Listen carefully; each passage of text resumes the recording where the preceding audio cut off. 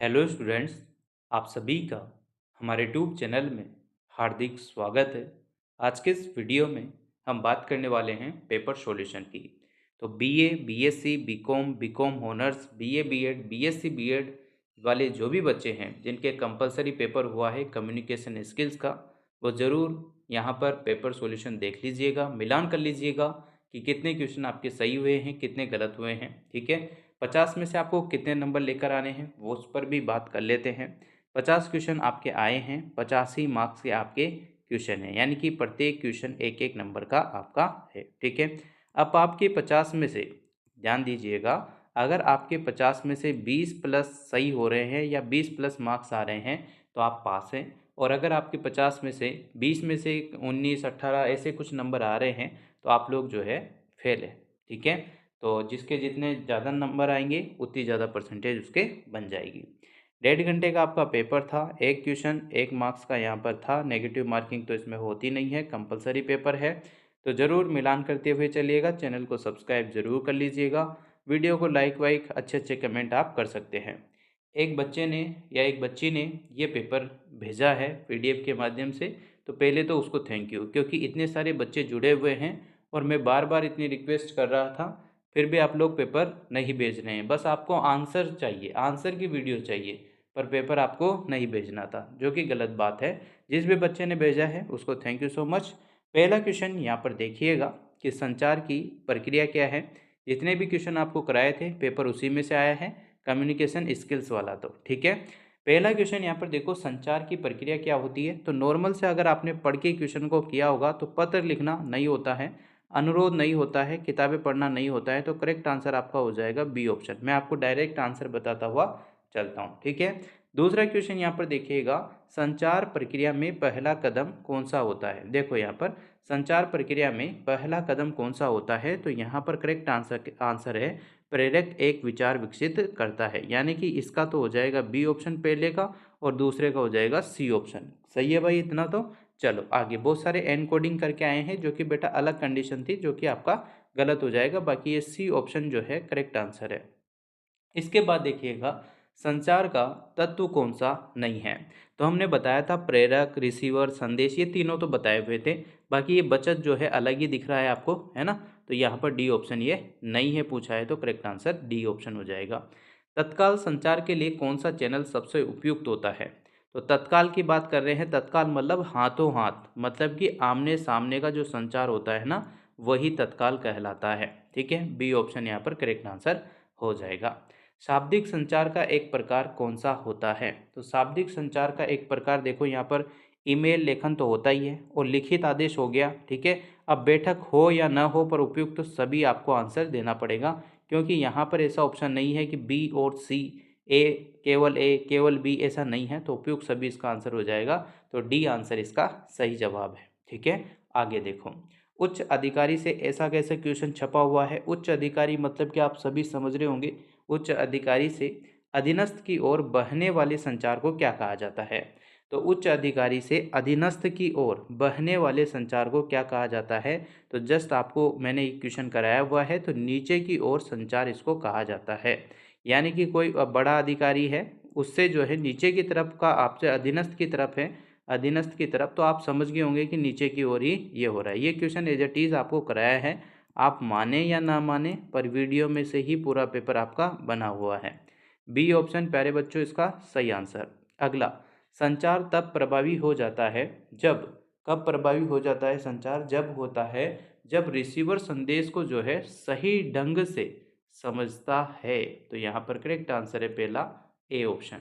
चलिए आगे, संचार के दायरे में शामिल होता है व्यवसाय, शिक्षा, व्यक्तिगत जीवन, उपयुक्त सभी।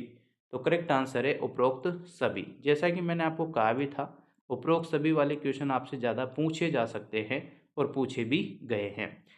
प्रतिक्रिया क्या इंगित करती है। तो प्रतिक्रिया आप सभी को पता होना चाहिए क्या इंगित करती है। तो अगर आप किसी भी चीज़ का फीडबैक दे रहे हैं, जैसे कोई डिलीवरी वाला आपको कोई पार्सल देने आता है, तो लास्ट में जब आपका पैसा वैसा सब दे देते हो, तो उसके बाद क्या करते हो आप, संचार का समापन यानी कि प्रतिक्रिया आपको लास्ट में देनी होती है। तो पहला ऑप्शन यहाँ पर करेक्ट आंसर। आमतौर पर किस संचार को सबसे प्रभावी माना जाता है। तो आमतौर पर जो है आमने और सामने का जो तत्काल संचार होता है उसी को यहाँ पर जो है सबसे प्रभावी माना जाता है। पहला ऑप्शन प्यारे बच्चों सही है। किसी के गलत हो रहे हो तो निराश ना होएं, आंसर तो आंसर जो है वही रहेगा, है ना, आपके हिसाब से नहीं हो सकता बच्चों। यहाँ पर ये देखिएगा जिस भी बच्चे ने भेजा है काफ़ी अच्छा ही भेजा है उसने उसके हिसाब से, पर थोड़ी सी यहाँ पर ये ऊंचे नीचे हो जाते हैं ना तो थोड़ा सा इशू होता है, कोई बात नहीं। देखो कौन सा संचार जो है अवरोध नहीं है, आपसे पूछा गया है नहीं है, नहीं है बताना है आपको। तो क्वेश्चन नंबर 11 में क्या नहीं है, तो यहाँ पर आ जाएगा सक्रिय रूप से सुनना। कौन सा अवरोध नहीं है पूछा है, तो यहाँ पर सक्रिय रूप से अगर सुन रहे हैं तो ये तो बहुत अच्छा काम है, यहाँ पर कोई अवरोध कोई बाधा नहीं है, तो बी ऑप्शन इसका सही आंसर था। ठीक है, आगे चलो।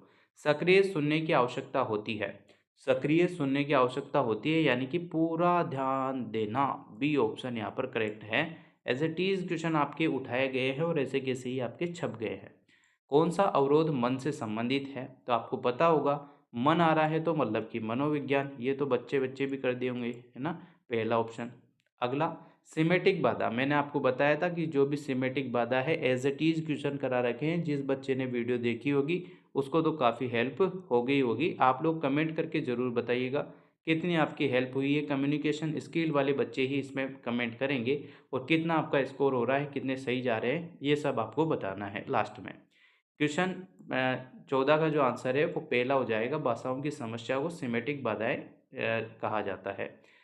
फिर आता है पारंपरिक संचार निम्न के बीच होता है। पारंपरिक संचार जो है किसके बीच में होता है, तो आप सभी को पता होगा कि लोगों के बीच में ही, ये दो या दो से अधिक लोगों के बीच में होता है। क्वेश्चन नंबर 16, संचार बाधाओं को दूर करने का एक प्रभावी तरीका कौन सा होता है, तो संचार बाधाओं का जो है दूर करने का प्रभावी तरीका होता है सरल भाषा का उपयोग करना। करेक्ट आंसर है पहला ऑप्शन। ठीक है, आगे चलिए। इस बच्चे के भी काफ़ी ज़्यादा क्वेश्चन सही जा रहे हैं जहाँ तक मैं देख पा रहा हूँ। ठीक है, उसने ऑलरेडी चेक कर रखा है, फिर भी मिलान कर लेना, कोई एक आध क्वेश्चन इधर उधर हो जाए। स्वर्ण सुनने से भिन्न होता है क्योंकि सुनने में शामिल होता है। सुनने में शामिल क्या होता है, तो समझना यानी कि अंडरस्टैंडिंग इसमें शामिल होती है, सी ऑप्शन हो जाएगा इसका आंसर। फिर आता है शोर का एक उदाहरण क्या होता है, तो ये होता है आपके शारीरिक बाधा। ठीक है ना भाई, शारीरिक बाधा इसका करेक्ट आंसर हो जाएगा पहला ऑप्शन, मिलान करते हुए चलेंगे। एक सक्रिय श्रोता के लिए कौन सा गुण आवश्यक होता है, तो लापरवाही, क्रोध, अति आत्मविश्वास, धैर्य। तो करेक्ट आंसर हो जाएगा आपका यहाँ पर जो है धैर्य, यानी कि डी ऑप्शन इसका सही जवाब है। फिर देखो अगला क्वेश्चन, पारंपरिक संचार मुख्य रूप से, पारंपरिक संचार जो है मुख्य रूप से जो है संबंध बनाने में जो है क्या करता है, मदद करता है। करेक्ट आंसर है भाई, संबंध बनाने में मदद करता है, यानी कि बी ऑप्शन। फिर देखो शारीरिक बाधा किसका एक रूप होता है, तो शारीरिक बाधा आपको बताया था नॉन वेरेबल होता है। ठीक है, नॉन वेरेबल मैंने बताया था, बॉडी लैंग्वेज वगैरह, फेस, आई कांटेक्ट, सारी चीज़ें बताई थी, अगर आपने देखा हो तो बी ऑप्शन इसका सही आंसर है।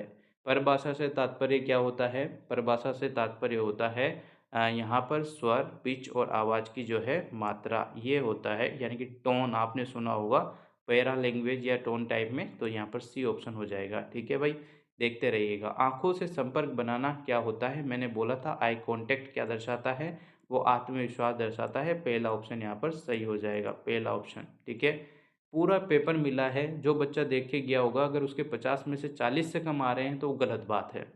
टेलीफोन शिष्टाचार में शामिल होता है, तो टेलीफोन जो है आपका यही बातचीत में होता है, विनम्रता से बोलना, है ना, ये भी क्वेश्चन कराया हुआ है, सारे क्वेश्चन कराए हैं कम्युनिकेशन के, तो सब छप गए। आगे देखो, कौन सा गैर मौखिक संकेत है, तो यहाँ पर बायोडाटा जो होता है ना आपका, सी ऑप्शन, ये गलत है। बाकी नहीं पूछा है तो इसलिए ये सही आंसर हो जाएगा। कौन सा गैर मौखिक संकेत खुशी व्यक्त करता है, तो कौन सा करता है, तो मुस्कुराहट आपकी जो है खुशी व्यक्त करती है, तो पहला ऑप्शन ही यहाँ पर जो है सही हो जाएगा। आमने सामने, मैंने बोला था आपको तत्काल प्रतिक्रिया होती है आमने सामने की, तो डी आंसर इसका आ जाएगा। फिर देखो बातचीत के दौरान दौरान जो है हाथ मोड़ना अक्सर इंगित करता है, क्या करता है हाथ मोड़ना, यहाँ पर रक्षात्मकता जो है इंगित करता है, B option will be the correct answer. फिर देखिएगा, कार्यस्थल शिष्टाचार मुख्य रूप से संदर्भित होता है, व्यवसायिक व्यवहार से संदर्भित होता है, पहला ऑप्शन यहाँ पर जो है प्यारे बच्चों करेक्ट आंसर इसका हो जाएगा। फिर देखो सबसे प्रभावी गैर मौखिक संचार उपकरण कौन सा होता है? तो ये होता है आपका बॉडी लैंग्वेज, यानी कि C option will be the correct answer. Phonetics के साथ संबंधित होता है, तो ये किसके साथ संबंधित होता है? तो क्वेश्चन नंबर 31 में आपके बी आंसर है, यानी कि भाषण ध्वनियाँ। ठीक है भाई। बहादुर, अब देखो बहादुर कहाँ से आ गया, इसमें हिंदी कहाँ से आ गई, पर ऐसे क्वेश्चन आ जाते हैं, घबराना नहीं होता। बहादुर का पर्याय कौन सा होता है? तो बहादुर का कायर नहीं होता, कमजोर नहीं होता, भयभीत नहीं होता, साहसी होता है। ये आपके एक बोनस ही मान लो। ठीक है, इजी सा क्वेश्चन था, आप सभी ने किया होगा, और नहीं किया है फिर वो तो देखो आप पढ़ के बिल्कुल नहीं गया। विस्तार का विलोम शब्द, अब इसमें हिंदी थोड़ी चल रहा था, पर विलोम भी आपके आए हैं, है ना, तो कुछ भी हो सकता है। विस्तार का विलोम शब्द हो जाएगा आपका कम करना। विस्तार का मतलब होता है बढ़ाना, वृद्धि करना, बढ़ाना, विस्तार, तो यहाँ पर कम करना इसका करेक्ट आंसर है। आपसे विलोम पूछा गया है तो डी ऑप्शन हो जाएगा। एक व्यक्ति जो पढ़ या लिख नहीं सकता है के लिए एक शब्द का जो है आपको करना है, तो पढ़ लिख नहीं सकता मतलब कि वो क्या है, निरक्षर है, अनपढ़ है। ठीक है, तो सी आंसर हो जाएगा। आगे चलिए, कौन सी जोड़ी अक्सर भ्रमित होती है? कौन सी जोड़ी अक्सर भ्रमित होती है? अक्सर भ्रमित होने वाला शब्द युग, यानी कि कौन सी जोड़ी अक्सर जो है भ्रमित होती है? इसका आंसर आपका आ जाएगा पहला ही ऑप्शन, एक्सेप्ट, एक्सेप्ट, यानी कि ए ऑप्शन। ठीक है भाई, आगे चलो। पढ़ने की समझ मुख्य रूप से जो है परीक्षण करती है, किसका परीक्षण करती है? समझने की क्षमता का। बिल्कुल सही बात है। आगे, कौन सा शब्द सही वर्तनी में है? तो यहाँ पर सही वर्तनी यानी कि मीनिंग मिस्टेक जिसमें नहीं है, वो आपका बी, सॉरी यहाँ पर देखिएगा, वो आपका बी ऑप्शन है। ये बी ऑप्शन बिल्कुल सही है, इसकी मीनिंग वीनिंग सब सही है। आगे देखते रहो।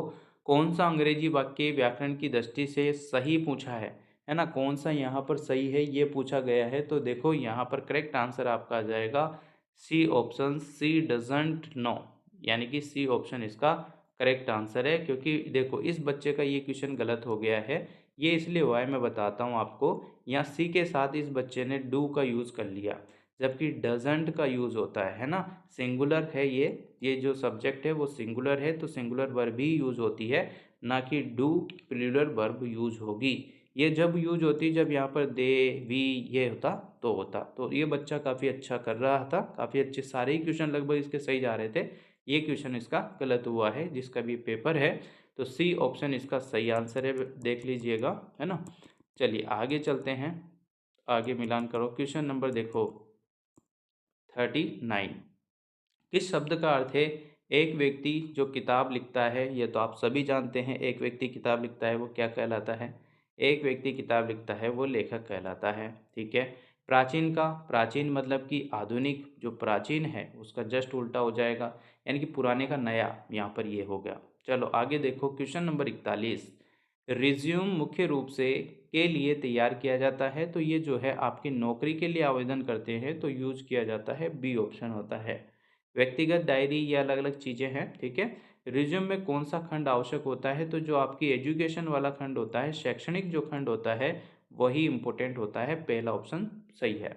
मॉक इंटरव्यू का उद्देश्य क्या होता है? तो मॉक इंटरव्यू का उद्देश्य होता है वास्तविक साक्षात्कार की जो है तैयारी करना, यानी कि बी ऑप्शन इसका सही जवाब हो जाएगा।